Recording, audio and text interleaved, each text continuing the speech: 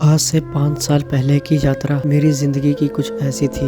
मैंने इंटर के बाद पढ़ाई छोड़ दी थी। मैं 5 बहनों का अकेला भाई हूँ, इसलिए सबका लाडला था। माँ, पिताजी, बड़ी बहन सब मेरे नखरे उठाया करती थी और लाड ही लाड में बिगड़ने लगा। सबसे चोरी छुपे सिगरेट पीने लगा। दोस्तों के साथ बैठकर सिगरेट का धुआं उड़ाया करता था। पापा ने मुझे बहुत रोका उन दोस्तों के साथ घूमने फिरने से, लेकिन क्या जवानी थी, भला कब किसी की बात सुनता था।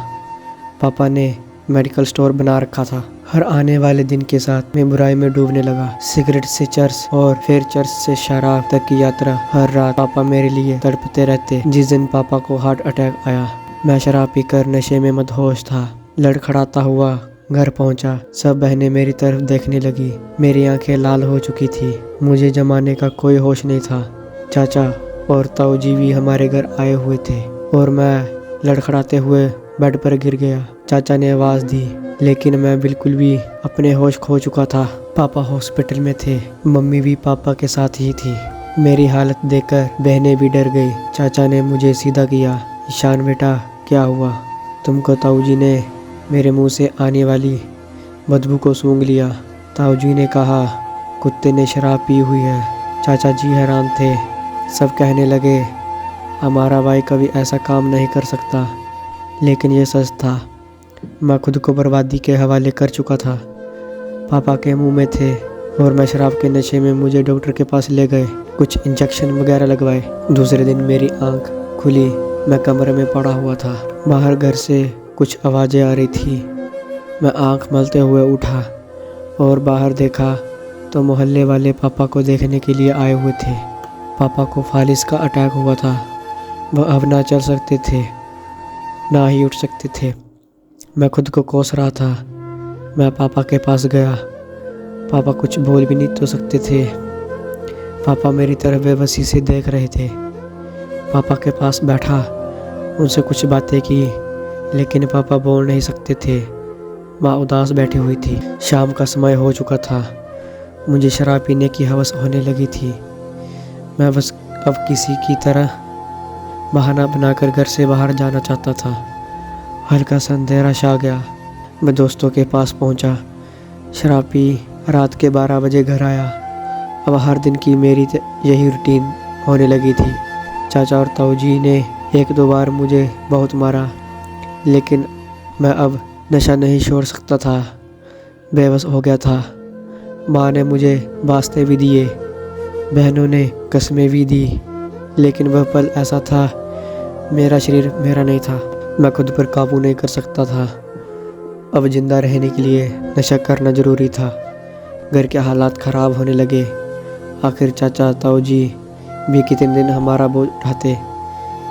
मेरी मंगनी एक लड़की के साथ शराब पीने से पहले हो चुकी थी, जो एमए कर रही थी। उन्होंने भी मुझे शराबी कहकर रिश्ता तोड़ दिया। आखिर भला कौन सा बाप किसी शराबी को दे सकता है? मेरे पास नशे के लिए पैसे ख़त्म होने लगे थे।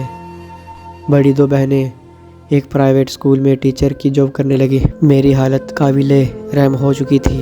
एक दिन मैं नशे के लिए पैसे मांग रहा था, लेकिन माँ मना कर रही। मुझे जैसे पागलपन का दौरा पड़ने लगा था। मैंने माँ को धक्का दिया। मम्मी दरवाजे के साथ टकराई और सर फट गया। बहन ने मुझे पैसे दिए और घर से निकाल दिया। सब मुझे गलतियाँ देते हैं। शराब पीकर कहीं भी गिर जाया करता था। मेरी माँ मुझे सहारा देकर दंड कर ले जाती थी। कुछ लोगों ने कहा, इसे नशा छुड़वाने वाले हॉस्पिटल में छोड़ाओ, लेकिन माँ मुझे खुद से दूर नहीं करना चाहती थी। बहनें ही मेरा मुंह धोया करती थी, मुझे नए कपड़े पहनाया करती थी, लेकिन मैं नशे की लत में डूब चुका था। खैर, मुख्तसर यह बहनें, माँ सब हिम्मत हार चुकी थी। पापा की बीमारी पर काफ़ी पैसा खर्च हो चुका था। सिर्फ बहनों की टीचिंग से जो पैसे आते थे वह बहुत थोड़े थे। चाचा ताऊ जी ने हमारे घर से भी आना छोड़ दिया था। मैं बेहाल रहा करता था। पापा शायद मेरे गम में आए दिन और ज़्यादा बीमार होते जा रहे थे। वह बहनें जिनको पापा कभी कोई काम नहीं करने देते थे, वह आज दिन भर की थकन लिए सिर्फ 10,000 के लिए सारा दिन स्कूल में बच्चों को पढ़ाया करती थी। किसी ने कहा, ईशान की शादी करवा दो, हो सकता है सुधर जाए। माँ और सब बहनें बोली कि हम क्यों किसी की बेटी की ज़िंदगी को नर्क में बनाएं। माँ किसी भी हाल में मेरी शादी नहीं करना चाहती थी, लेकिन एक रिश्ते करवाने वाली आई माँ से कहने लगी, एक बच्ची है, उसके माँ बाप नहीं है, नाना नानी के साथ रहती है। नानी ने ही उसे पढ़ाया लिखाया, उसकी शादी भी की थी, मगर सिर्फ 10 दिन के बाद ही तलाक हो गई। अब नाना नानी इस दुनिया में नहीं रहे और इसके मामा मामी उस पर बहुत जुल्म करते हैं। आप कहो तो ईशान से शादी करवा देती हूँ। आदित्य बेचारी अपने मामा मामी के जुल्म से तो बच जाएगी। मैंने कहा, हम 2 वक्त की रोटी को मुश्किल से खा रहे हैं, उसको कहाँ से खिलाएंगे। लेकिन माँ को शायद उस पर तरस आया, बहुत प्यारी थी। अदिति से मेरी शादी करवा दी गई। मैंने आज शराब नहीं पी थी, वह मेरे पास बैठी थी। आज पहली रात थी। वह मेरी तरफ देखकर बोली, ईशान, सुना है आप शराब भी पीते हैं। मैंने उसकी आंखों में देखा, भला की खूबसूरत थी। मैं चाहते हुए भी झूठ न बोल सका। मैंने कहा, जी बिल्कुल पीता हूँ। फिर वह खामोश हो गई। उसी रात मैंने कोई नशा नहीं किया था।